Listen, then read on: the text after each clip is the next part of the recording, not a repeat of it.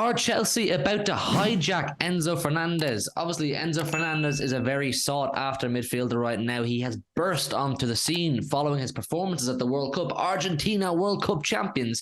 And this kid, I believe he's 19, 20, was at the forefront of all of this. Now, this kid came from River Plate, where we know all too well. We got Julian Alvarez from. And what's most almost sad or annoying for me is there was a point in time where when Manchester City were purchasing Julian Alvarez, we were trying to simultaneously double swoop into River Plate and take Enzo Fernandez at the same time for something like 10 million. Imagine a world where we got Julian Alvarez and Enzo Fernandez. No one's ever heard of either of them. Both to Manchester City, and they both go on to win a World Cup in their first season with City. It will be crazy. But listen, Alvarez is doing great, so big up to him and big up to Argentina. But Enzo Fernandez is now a player who's at Benfica. He went to Benfica instead of coming to the Premier League or to us this time round. And he's doing well with Benfica. He's playing very well, but it was obviously the World Cup where he caught the eyes and the imagination of the football world. Playing through the middle beside the likes of McAllister, beside the likes of Di Maria, Messi, and all these great players, it only boosted his profile, and winning the tournament didn't do him any harm either. And now we're in a situation whereby he's being touted for over £100 million. Benfica saying we don't want to let him go in January. We want to hold on to him because they realise they've got a prized asset on their hands here. And it must be frustrating for clubs like Benfica, or specifically Benfica in this situation, whereby you've only got a hold of this guy last summer. He's doing really, really well for you at club level, but because it's in Portugal, it's not getting the world-renowned or European-renowned recognition that he probably deserves. And then he bursts onto the scene for the world at the World Cup, and all of a sudden, you're looking at a situation whereby you're going to lose him one way or another in the next 12 months. Now, like I said, they don't want to let him go in January. They want to hold on to him and finish the season with him in Portugal because they need him. He's obviously integral to their campaign. And that's understandable entirely. I believe he has some sort of a release clause for summertime. I'm not too sure on that. But the word is that if anybody wants to buy Enzo Fernandez in January, they're looking at upwards of £100 million. Now, clubs are interested. Not so long ago, in the last 2 weeks, I believe it was, Liverpool apparently or allegedly had an agreement in principle with Enzo Fernandez. I'm not sure what the source was. I'm not sure the reliability of it, but a couple of journalists were saying that Liverpool had an agreement in place or something was happening whereby Enzo would end up at Liverpool. But we also know that Liverpool really want Jude Bellingham. And I was kind of sitting there questioning, how can this club, how could they pull off Bellingham and Enzo Fernandez? Two of the best players at the World Cup. I mean, I know England didn't get as far as they would have liked, and they ended their tournament in pretty tragic fashion, but Bellingham had a great tournament, and we all know how good he is for Dortmund. I've seen him personally in the flesh in Germany against us. He's great. I've seen him play against us multiple times in the Champions League now. He's always great. We know what he's worth. He's going to cost over 100 million too, I would imagine. So how could Liverpool pull this off? But now, listen, big American boy Todd Boehly apparently has come through, and the word is that Chelsea are in direct talks with Enzo Fernandez and Benfica to make this happen. Chelsea are obviously a club that are struggling a little bit. I mean, I don't mean in terms of direction. Sorry, I do mean in terms of direction. That's exactly what I mean, you know.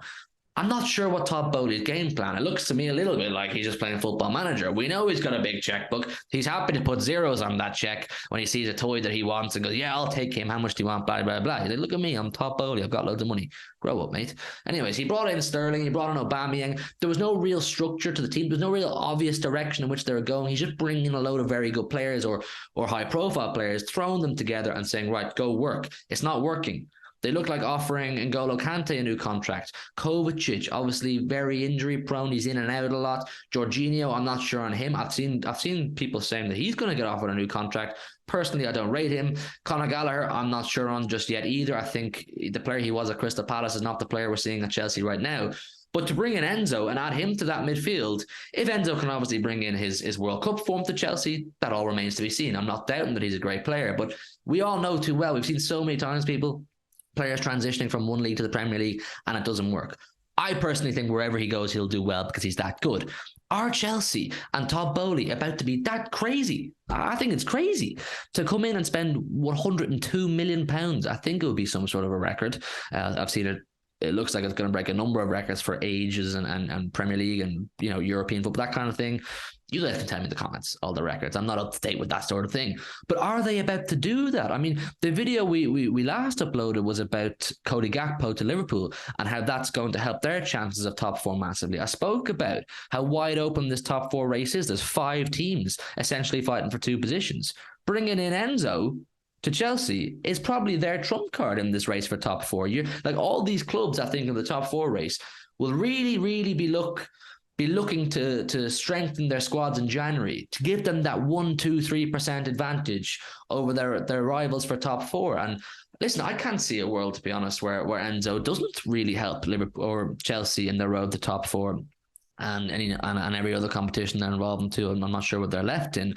But it would be mad. It would be mad. And it's a bit annoying for me because as a City fan, as you know, Gundogan's aging. We don't know where his future lies. Bernardo, we don't know where his future lies. And imagine we had gotten Enzo. Throw back to the start of this video when I said we were trying to get Enzo and Julian Alvarez at the same time. Imagine he would have been just a perfect replacement. But obviously, I believe that we're in for Jude Bellingham as well. And listen, on this channel, we're always doing videos on Jude Bellingham. But as far as Chelsea are concerned and Enzo Fernandez is concerned, he's definitely a star for the future. Is 102 million a lot of money to spend on a 19, 20-year-old who has played half a season in Portugal and had a very good World Cup? But is that jumping the gun a little bit? I think so. Maybe. I think so. I get the context to it, though. A lot of clubs fighting for him, and there's going to be a big interest. So if you want them quick, you're going to have to pay the big money. But just looking at the profile of the player and where he's at in his career right now, is it a bit much? Yes, probably. I don't know. You guys can let me know down below in the comments. I'd like to hear your opinions as always. Listen, before you click off, just do me a massive favor. It would really helps the channel if you just hit that like button. Really does. Gets us into the algorithm, helps more people find it and all that good stuff. And of course, if you're new to the channel, subscribe, hit that big red button. We're on the road to 5K. We're uploading videos more consistently now, so look out for them. Turn on the notification bell and all that kind of stuff. And we'll see you in the next one. Good night and God bless. Listen to your heart. Tell me who you wanna be. We can always start to believe. Listen to your heart. Tell me that you understand.